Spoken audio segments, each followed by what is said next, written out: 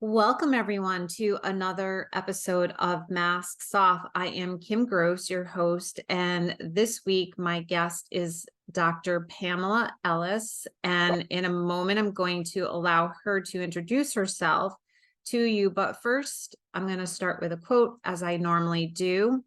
And the quote that Dr. Pamela offered is, "Comparison is the thief of joy." And that is by Teddy Roosevelt. Oh, I just got like such chills when I read that because I just feel like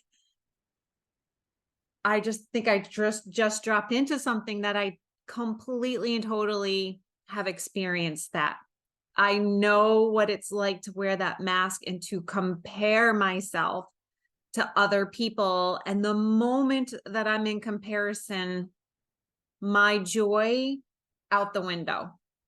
So I cannot wait to dive into this conversation with you because we're going to talk about that as well as some other things. But first, welcome to the show and let everyone know who you are. Thank you. Thank you so much, Kim. I'm excited. And just hearing you say it was like, oh, yes. Yes. So I am Dr. Pamela Ellis, everyone. And my trademark is the education doctor. And what I do in my firm is partner with parents to help their teen with finding a college that feels like home without overpaying. And that's everything in a nutshell. And whenever I say it, I smile and just beam because it's not just a passion for me, it's my calling. And everything else I've done in life has led up to what I do today. So thank you for having me. Let's start with that a little bit. You just said everything that I have done in my life has led me to where I am today. Do you mind sharing a little bit about some of that backstory? Yeah, I certainly will. So, my backstory, I would say, started with my parents. So, not only am I a first generation college student, I am a first generation high school graduate.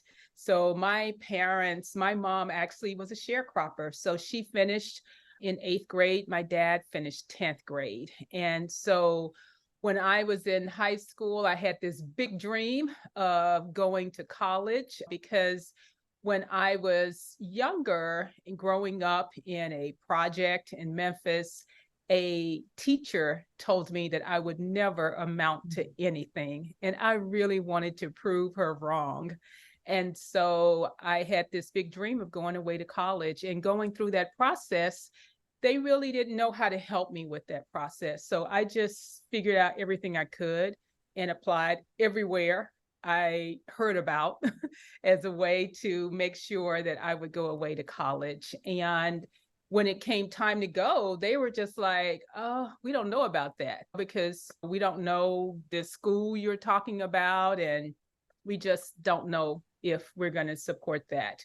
And I mean, I begged and pleaded so that I could go away to college. And when I did, we took a Greyhound bus all the way from Memphis out to California. And my mom gave me $70 to last me the whole year. And to show that I didn't know what I was doing, I thought that was good money.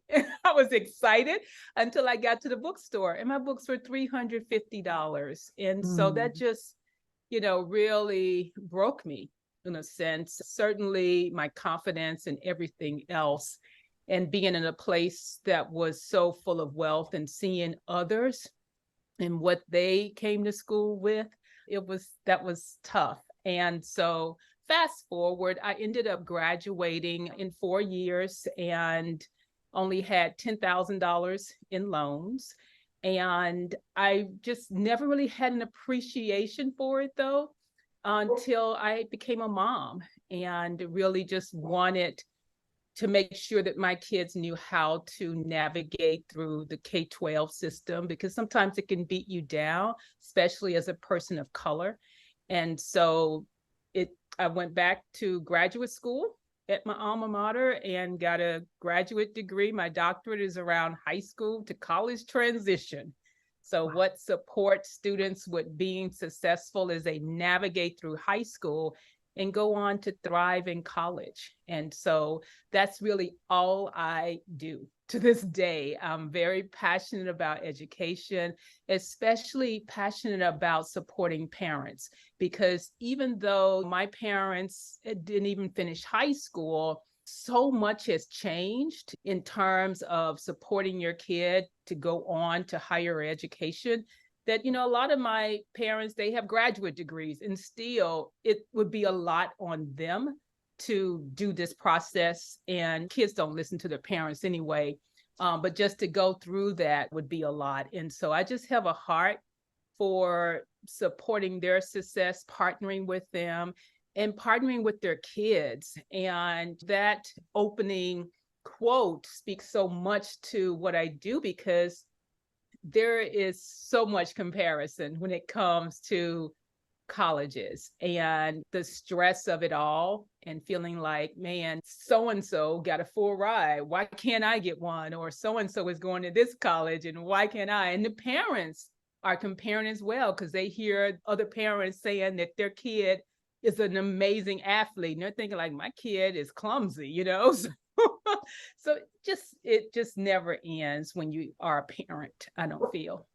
I love that you brought that back in, the comparison quote, because that is so important. And it even ties back to, from the way that I see it. Well, first of all, I just want to say thank you so much for sharing your story and your backstory and being so open and honest about that and what that teacher said to you, which was you will never amount to anything. And for so many of us who wear quote unquote masks, whether we're wearing a mask of perfectionism or a mask of people pleasing or the mask of overachievement or whatever it is, we're trying to cover up and protect ourselves from feeling that sense of unworthiness, or that rejection that you so profoundly experienced at, how old were you? 12, maybe? 10 years old. You had a teacher telling you at 10 years old that you were never going to amount to anything. That's ridiculous. I just really feel like this is such an important conversation to have right now, because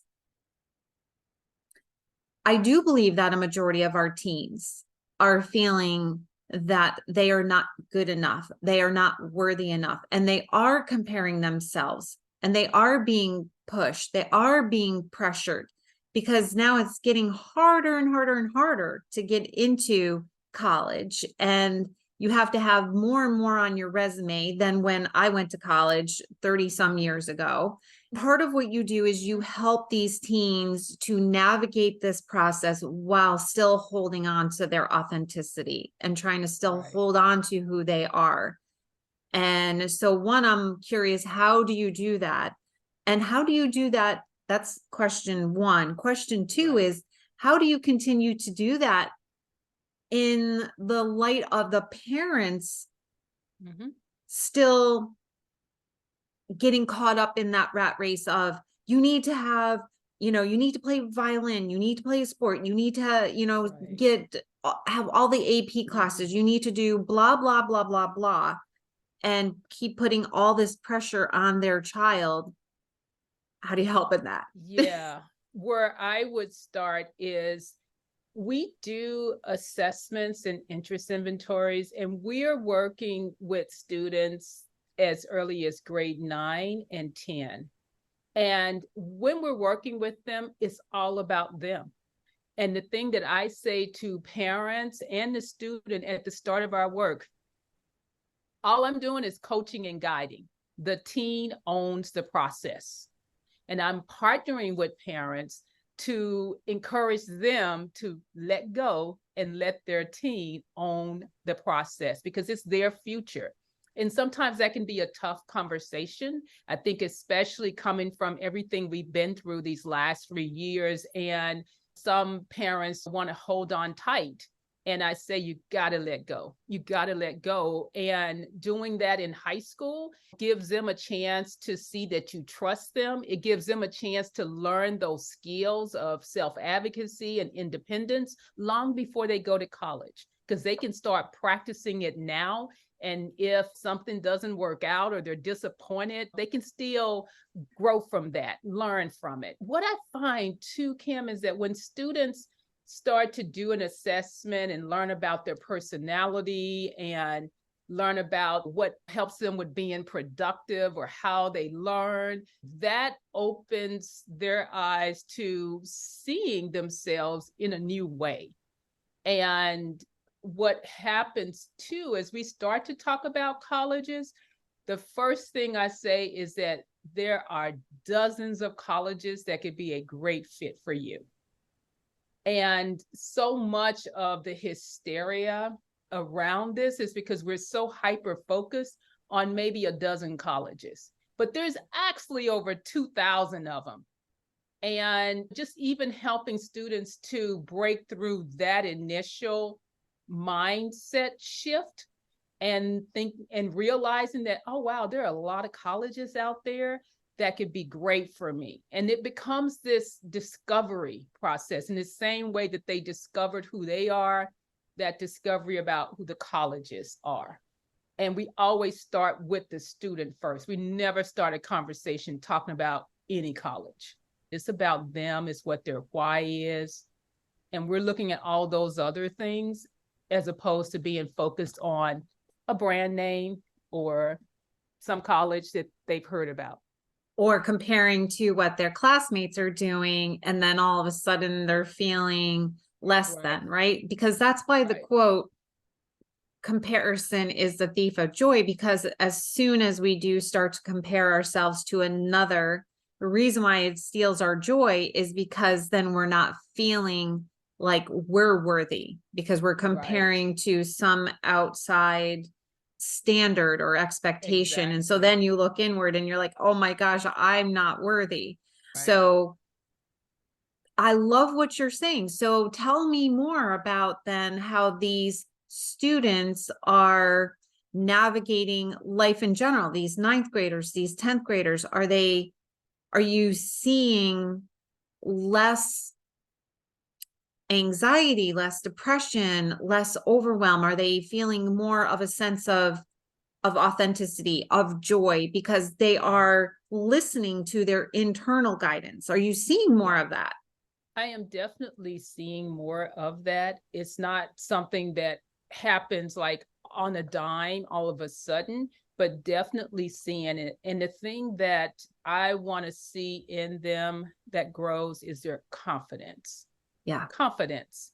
And when they have confidence in terms of, I know how to research a college and what to look for, confidence in, I know which test I want to take, if it's going to be the SAT or the ACT. And I've done a practice run to see where my score is. So those kinds of things. And what we talk about is, what is it that you're committed to and care about? You know, because if a student comes to me and they say they want to do community service, my first question is why? You know, what's the point? Because if you're doing anything just for the sake of a college, oh, we got a problem. Because that's not the reason we do anything. I love that. And part of what you talked about too is helping these students to have more self-efficacy, learning to really check in with themselves and to figure out how to do things, what they want to do, and come from this place of their inner knowing rather than someone imposing on them. And I think what I want to really kind of highlight here is why I feel what you're doing is so, so important, is because the parents of our generation now have a reputation for being overly involved, for being helicopter parents, being lawnmower parents. And in part, I think a lot of that does come from the fact that, at least I can speak for myself in my own personal experience, that my parents, they loved me and they were good parents, provided safety, you know, a good home, all that stuff. However, they were so hands off. Right. And most of the parents of my parents' generation were that way. And the other thing that happened, and I think it's also true for many other people that are in my generation, is they also didn't have the emotional intelligence. They didn't have the emotional capability, capacity to show up for me emotionally and mentally. And so therefore I struggled a lot. And so I think that the pendulum has swung Right. to where parents are overly involved, not only in the activities that their kids are doing, but even emotionally, more enmeshment, more codependence. And so that does set up for a very unhealthy dynamic. And the fact that you're help these teenagers to have more self-efficacy, help them to figure things out so that when they're in college, they can navigate things, they can check in with themselves. What is it that I want to do and why? That's so important. Right. It's such a simple thing, is just why. Why are you doing it? So any thoughts on that? Yeah, these parents who are very enmeshed and involved could be because their parents weren't as involved. Yes. The key thing that I think is certainly new for this generation is the social media and just the access to so much more information. Because when you look out into the world and you see all that's going on, yeah, it makes you a little bit more timid and afraid for your child. And that can cause some of the smothering, if you will, or overprotection or enabling. The other thing it does too is because we have so much access to information and social media, that comparison is even stronger. As far as my students, because I talk with them about these things, what others are doing, and that sense of, wow, that person is doing better, or they have more friends than I do. You feel a little emptiness. 100%. And that goes back to the quote again, comparison is the thief of joy, because that's essentially what is happening, is the comparison piece. And I just wanted to share with you and for the listeners something that goes along with what we're talking about. And it's from a book that I recently read by Jenny Wallace. It's called Never Enough: When Achievement Culture Becomes Toxic and What We Can Do About It. She was interviewed on the Mel Robbins podcast not long ago. She's also a Wall Street journalist. So she did all this research on interviewing teenagers and young adults and parents. And it's this whole culture. And the chapter is called Envy. So it goes right along with the comparison piece. And she says, it's called a knives out reality. Knives out, cutthroat, is contributing to a relationship and a mental health crisis, she says. Well before isolating effects of the pandemic, the number of teens who reported feelings of loneliness, and this just attributes to what you just said, because you felt something very similar when you saw this woman getting together with friends. See how quickly seeing that can just go into this empty place, this loneliness place. And it had more than double, jumping from 18% from 2012 to 37% in 2018. And then she goes on to say, and this is what I underline, even if our kids are well supported at home, they can lose proof of their worth and their sense of belonging when their friendships are hyper competitive. In a highly competitive context, friendships can become transactional, a pattern that can persist into college and in the workplace. And then she finally says, the culture here is very much based on getting to where you want as fast as you can. And then this is interesting because you're a Stanford grad, and this was from a Stanford student. One Stanford student was quoted as saying in the Stanford Daily, "It's cool if you can make friends on the way, but you can dispose of them whenever." Like, that's the reality of what a lot of our teens and young adults are thinking and feeling. And it goes back to the quote of comparison is the thief of joy, competitiveness. Any thoughts on Yeah, that? I have a lot of thoughts on that. And interestingly enough, I was at Stanford in very different eras, if you will. And I was there late 80s undergraduate years and went back to graduate school there in early 2000s. Mm. And what she described, what that student was quoted as saying, that's what I saw when I went back as a graduate student. And I never forget, I was in this class, and it was the class that's being taught by the new president of Harvard right now, Claudine Gay. And it was her poli-sci class. And I just never forget how these students were very calculating in Mm. terms of finding group members, in terms of studying. And I remember asking someone about a group, they were just like, no, because they wanted to study on their own. And just the culture among students, I just thought, wow, I've never seen this before.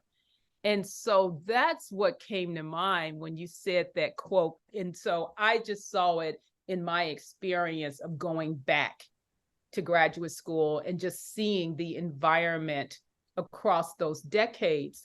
But the other thing in terms of the competitiveness, I do see that because some students, they know that I went to Stanford and Dartmouth, and other people on my team went to selective colleges, and they want to work with us because they are interested in a particular college. And I tell them right off the bat, that's not me, Yeah. because if you're only interested in one college, we are not a good fit to work Mm. together, because our whole framework and process is about that discovery. And you have to be open to looking at colleges that are a good fit for you, a good fit for you. Yeah. And we already have in place what those factors of fit are. And if it doesn't line up, we're not going to be as supportive of that, because we want you to be in a place where you're going to thrive and graduate. And I've even had some parents talk to me about if there's a way that their kid can just get into a school and transfer later. And I'm thinking, who wants to go into college with the whole notion that you're just here because you're going to transfer? I mean, that's not even the way that we think about this. And so I definitely see that kind of competitiveness. And I think it's still bred from this whole notion of comparison as Yeah. well, and wanting to one up or do better. And so they're intertwined for sure. Well, I just want to say two things. One, I love that you say that you are unwilling to work with someone if they're just coming to you because they want that in or that advantage. So kudos to you for that. And then secondly, while we're not going to be able to necessarily solve this whole issue, this whole problem, because it's a big, big issue, clearly from this book that I read and just number of other guests that I have interviewed, it's a huge issue. But what is so important about our conversation is that we are raising some awareness to it. So as the listeners pick up on this particular episode, they can have some awareness to what the issue is, but to see what you're doing that is the antidote to the problem. And so I really applaud you and love that you are helping students or teenagers to get into college, but not in the way you would think that you would help teens to get into college. You're helping them to discover themselves, as you said, to who are you truly? Who are you authentically without the masks on? Now let's find a college for you. So I love that you came on and had this conversation with me today. And if a parent or anyone is listening and they want to find you, where can they find you? They can find me on LinkedIn at Awesome. Dr. Pamela Ellis. And also our website is compasscollegeadvisory.com. And we have a lot of resources and tools there that parents can access to help them if they want to do this process, with their child. Then there's a lot that's there for them. Awesome. That's so great. And I will have that in the show notes, of course. Great. So, Dr. Pamela Ellis, thank you so much for coming on and having this conversation with me today. Thank you so much, Kim, and take care.